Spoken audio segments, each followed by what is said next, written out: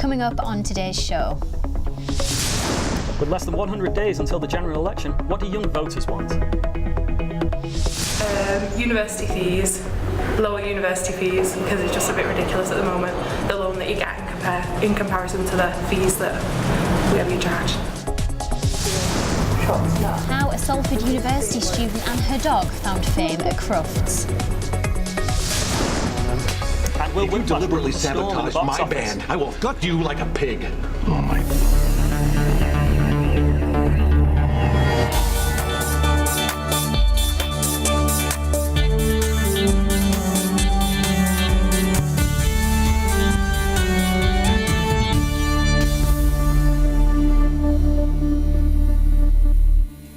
And welcome to Quays TV News. I'm Hannah Smith. And I'm Tom Percival. It's less than 100 days until the general election and we're focusing on you. What do young people want from the general election and will they even be voting? Young people from Salford told us what issues they're hoping politicians will address. Welfare is, a big hole at the moment because there's a lot of debate if Conservatives are being a bit too harsh with, their cuts on welfare. University fees. Lower university fees, because it's just a bit ridiculous at the moment, the loan that you get in comparison to the fees that we have been charged. Students are the only member of the population that is acceptable to live in poverty. I want to know why we're acceptable to live in poverty and substandard accommodation. Also think she's talking about job seekers and how some think they can have children on children and still get the council house and all the benefits. I think one of the most important things for UK is, I think personally, immigration is a big topic. The environment, because it's a key thing. NHS, the big thing as well, because obviously, England has the NHS for a reason. Now, clearly students are concerned about a number of issues, Dan, but how influential is the younger voter? Well, it was interesting listening back to those where the issues they were saying still varied. No one was saying the same thing. But with 93 days until the general election, it's all very well saying the same thing or saying different things. But a lot of students aren't actually registered to vote.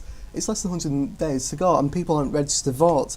This is because students have fallen foul of governmental reform on individual electoral registration. Previously, universities were able to register all students living in halls of residence, but they can't now. They can't do this automatically. This practice is not allowed. So they are influential if they want to be, but they're not registered to vote. Right, okay. Right. So one of those things I was saying back there is the tuition fees, which is coming up at the moment. Vince Cable, the Lib Dem business secretary, said if it ain't broke, why try to fix it? This is the man who's the Secretary of State in the coalition government. He said the government took an unpopular but necessary decision early in Parliament and university financing. And also, Labour have said they want to lower the tuition fee from £9,000 to £6,000.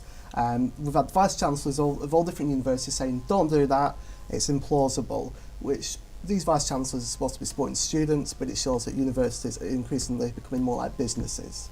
Right, okay, and what threat does that pose for students? It's become more of an elite system. If you can't afford to go to university, then you're not going to go, and that's usually the working class people, that's students from a poorer, disadvantaged family. Again, these politicians, they're losing faith in these politicians because these politicians don't represent them in a sense. Right. These politicians have private education. I see. Thank you, Dan. Now, how can we restore faith in politicians? That's something that we did ask to a number of student voters. Well, they always say this, but honesty, but if we just had someone we can relate to, there's people say it's like Nigel Farage and all that, but he's not relatable. I'm sorry, he's bigoted and all that. I think we need someone who's an everyman, but also goes to every genre of person, maybe that bigoted person a little bit, and then also more of a 21st century look. For me, it's not relatable just because I don't follow it, and if I did follow it, it probably wouldn't interest me that much. I think that all political parties should employ not the middle class people they're employing now, but more the working class like I am. I think you could restore faith in politicians if they start actually doing stuff they promise people that they would do. Clarendon Green Park in Pendleton has opened as part of the £650 million Pendleton project. The facility is the first in a series of green spaces which includes more than 1,000 new homes, play areas and landscaped walkways. Children from Lark Hill and St Paul's primary schools tried out the new equipment, which includes swings, rope climbers and a seesaw.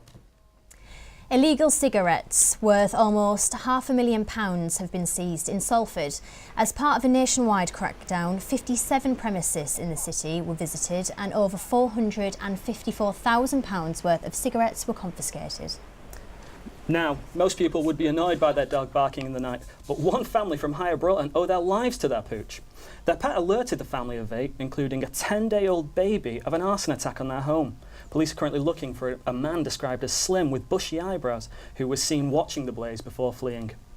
Now, stuck for ideas on what to buy for Mother's Day? Take a look at this.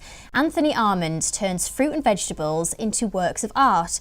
The self-taught artist creates fruit masterpieces as gifts for his family and friends and to showcase his creative flair with a hobby he began 2 years ago. A student at the University of Salford who suffers from cerebral palsy has built up the confidence to walk again thanks to her Labrador. And now the pair have been nominated for an award which will be presented at this year's Crufts Festival. Rachel Davies finds out more. A dog is known to be a man's best friend, but in this case it is clear to see Salford student Natalie Preston as a dear friend in her Labrador Faye. Natalie suffers from cerebral palsy after being diagnosed with the condition when she was only 6 months old. However, this hasn't stopped Natalie, and she is now studying for a master's degree in children's digital production here at the University of Salford. This would have been difficult for Natalie over a year and a half ago, but that all changed when she met her dog Faye with the charity canine partner. We were introduced and we got to know each other. It was like I've always known her.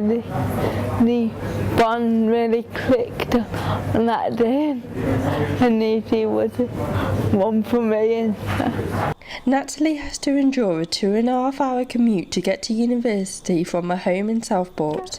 This used to be an almost impossible journey, but she now feels less lonely with Faye by her side. Faye the dog has been as attentive as any student I've ever known in all my years here. Takes a great interest in media production.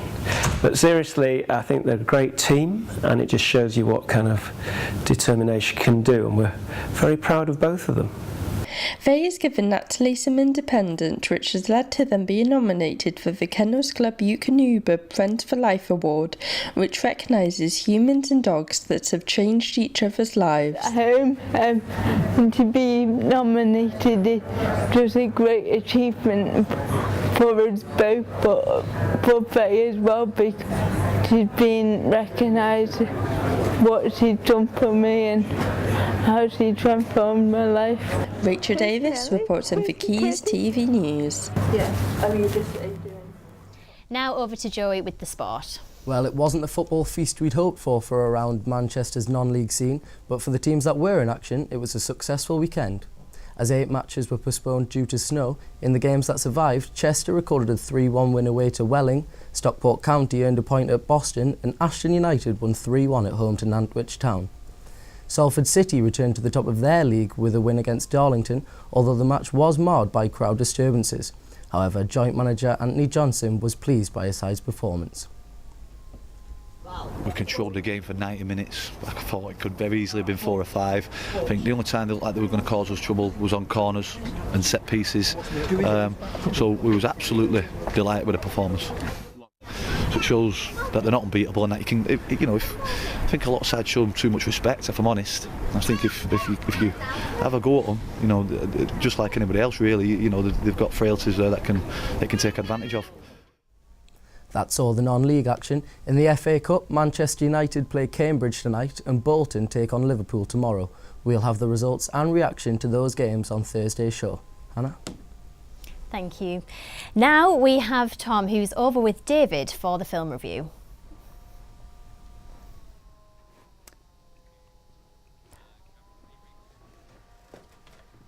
So David, you went to see Whiplash, I believe. Was the film to your tempo? Well, it was very much up there. I think it's one of the strongest films at the moment. So Whiplash is the story about Miles Teller plays a budding drummer who wants to be like one of the best of all time. He's inspired by a lot of the greats of jazz. So he goes to a music academy, and there he's hoping to attract the attention of J.K. Simmons' tutor, who's like this sort of almost mythical tutor who trains the very best in his studio band. So he's sort of lurking in the corridors, and everyone's trying to sort of get his attention. Unfortunately, he does. But what he gets himself in for, he's not quite prepared for it. So the story is very much about, you know, what it takes to be great at something, you know, whether you're prepared to do that, and just sort of how ruthless it can be in the world. J.K. Simmons is not going to pull any punches. He does come across as quite a bully in this, but it's all about pushing people as far as they can get to achieve greatness. Right, and so I've seen the film myself, and I must say it feels a bit odd to be sat on the other side of the sofa for once. So J.K. Simmons' performance is absolutely, I found it incredible. It's that face. There's so much intensity in there. How do you think he stands a chance in the Oscars? Well, I think he's pretty much got it wrapped up. Certainly, if you look at any of Bucky's favourites, he's well up there at the top. I think his performance is just phenomenal. What's great is just how he contrasts himself. 1 minute he's like, oh, how are you doing? Just going down, it'll be fine. And the next minute he's in there, and then he's throwing tables at people. It's that sort of great dynamic range, which I think is making him the favourite for the Best Supporting Actor Oscar. Absolutely brilliant, David. Now, and finally, the weather with Kate. I hope she's got some good news. It looks nice and bright outside.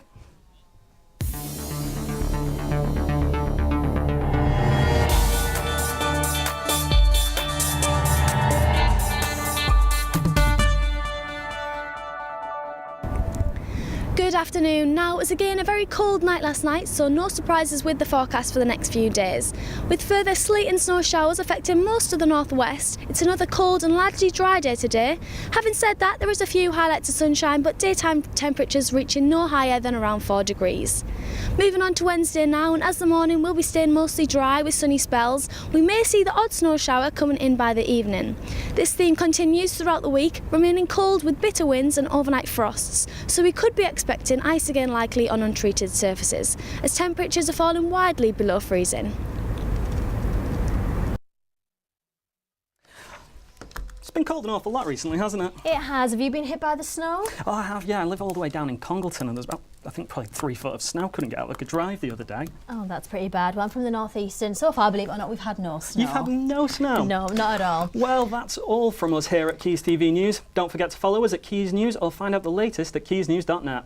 We'll see you at the same time on Thursday. Goodbye.